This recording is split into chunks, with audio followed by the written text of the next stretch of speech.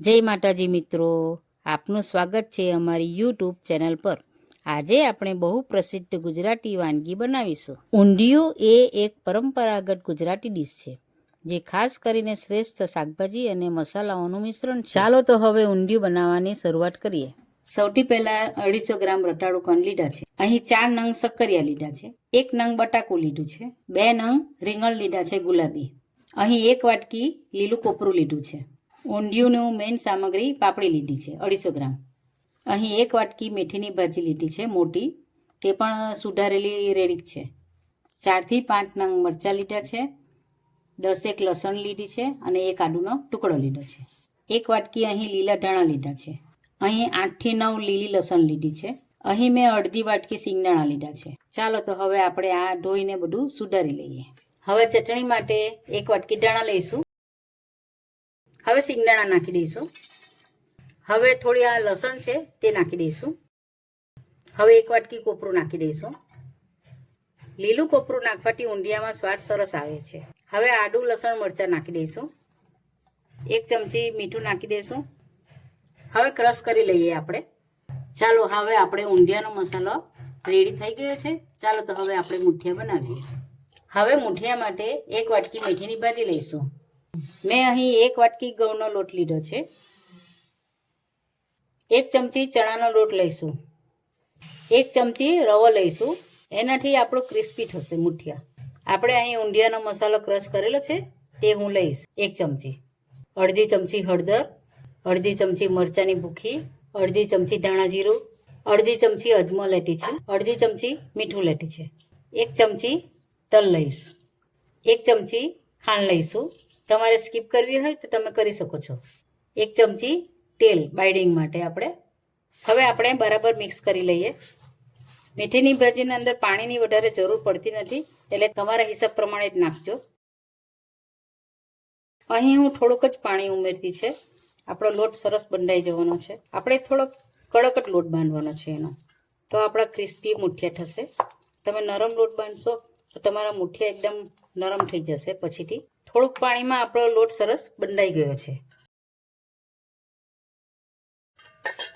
હવે આ રીતે આપણે મુઠિયા વાળી લઈશું। 2 હાથ વચ્ચે આ રીતે આપણે ગોલ ફેરવશું। આ રીતે આપણે બધા જ મુઠિયા બનાવી દઈશું। પાપડીને 2 ગ્લાસ પાણીમાં બોઇલ કરીશું, તેમાં અડધી ચમચી હળદર નાખીશું અને સ્વાદ અનુસાર મીઠું નાખીશું। બરાબર આપણે મિક્સ કરી દઈશું।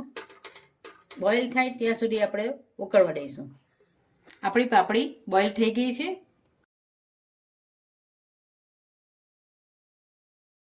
હવે આપણે પાણી નિતારી લઈશું। હવે આપણું તેલ ગરમ થઈ ગયું છે, બટાકા તળી લઈશું। આપણા બટાકા ફ્રાય થઈ ગયા છે, ગોલ્ડન બ્રાઉન થાય ત્યાં સુધી આપણે ફ્રાય કરવાના। હવે એક ડીશમાં તળી લઈશું। એ જ રીતે આપણે શક્કરિયા ફ્રાય કરી લઈશું। શક્કરિયા હવે ફ્રાય થઈ ગયા છે, હવે લઈ લઈએ આપણે। આપણા શક્કરિયા ફ્રાય થઈ ગયા છે, હવે એક ડીશમાં કાઢી લઈશું। એ જ રીતે આપણે રતાળુ કણ પણ ફ્રાય કરી લઈશું। આપણા કણ ફ્રાય થઈ ગયા છે, હવે એક ડીશમાં કાઢી લઈશું। હવે આપણે રીંગણ ફ્રાય કરી લઈશું। હવે આપણા રીંગણ ફ્રાય થઈ ગયા છે, ચાલો તો હવે એક ડીશમાં લઈશું।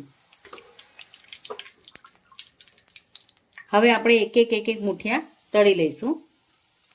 ધીમા તાપે જ એને ફ્રાય કરવાનું છે, અંદરથી કાચા રહી જશે ને બહારથી આપણા થઈ જાય તેવું થાય, એટલે આપણે ધીમા તાપે જ એને ફ્રાય કરવાનું। આપણા મેથીના ભાજીના મુઠિયા ગોલ્ડન બ્રાઉન થઈ ગયા છે, હવે આપણે એને કાઢી લઈશું। આપણે આ શાકભાજી ફ્રાય કરી છે, તેમાં 1 ચમચી ઊંધિયાનો મસાલો નાખીશું।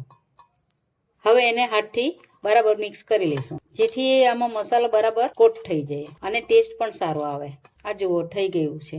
ચાલો તો હવે આપણે ઊંધિયું બનાવીએ।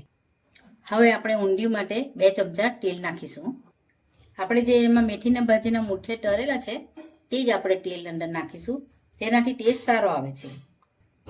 હવે 1 ચમચી અજમો નાખીશું, અડધી ચમચી હિંગ નાખીશું, એમાં 2 મેં લાલ મરચાં લીધા છે અને 2 તેજ પત્તા લીધા છે તે હું નાખીશ। 2 ચમચી આપણે ઊંધિયાનો મસાલો નાખીશું।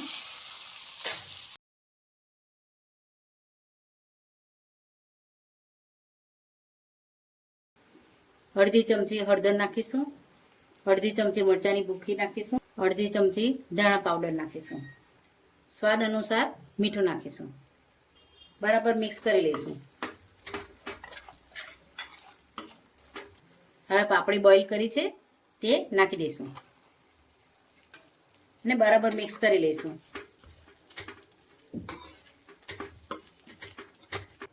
એક વાટકી જેટલું આપણે પાણી નાખીશું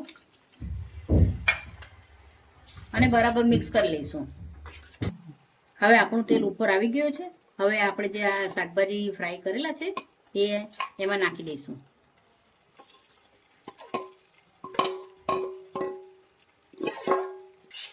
હવે બરાબર મિક્સ કરી લઈશું. આપણે હલકા હાથથી જ મિક્સ કરવાનું છે, નહીં તો બટાકા ને એવું આપણું બરાબર અટાઈ જશે. હવે એક નાની ચમચી જેટલું આપણે ગરમ મસાલો એડ કરીશું. તમારી પાસે જો ઊંધિયાનો મસાલો હોય તે પણ તમે નાખી શકો છો. હવે બરાબર મિક્સ કરી લઈએ. એકવાર મિક્સ થઈ જાય પછી એને વારંવાર મિક્સ નથી કરવાનું. ચાલો તો હવે આપણે મુઠિયા મૂકીએ.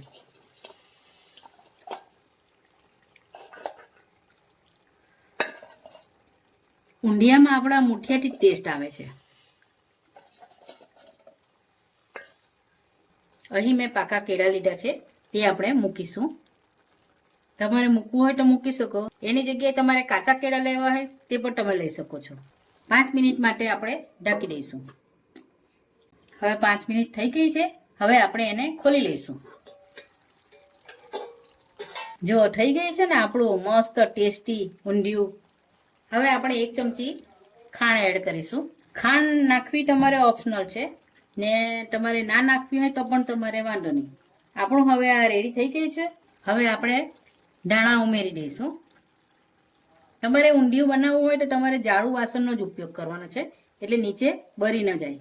ચાલો તો હવે આપણું રેડી થઈ ગયું છે. ચાલો હવે આપણે સર્વ કરી લઈએ. આપણું ઊંધિયું રેડી થઈ ગયું છે. એને શ્રીખંડ, પૂરી, જલેબી જોડે સર્વ કરો. આ ડીશ ખાસ કરીને શિયાળામાં જ બને છે અને ઉત્તરાયણ પર ખાસ કરીને બનાવવામાં આવે છે. આ ઉત્તરાયણ પર જરૂરથી બનાવજો. અમારી રેસીપી પસંદ પડી હોય તો લાઇક, શેર, સબસ્ક્રાઈબ કરવાનું ભૂલતા નહીં.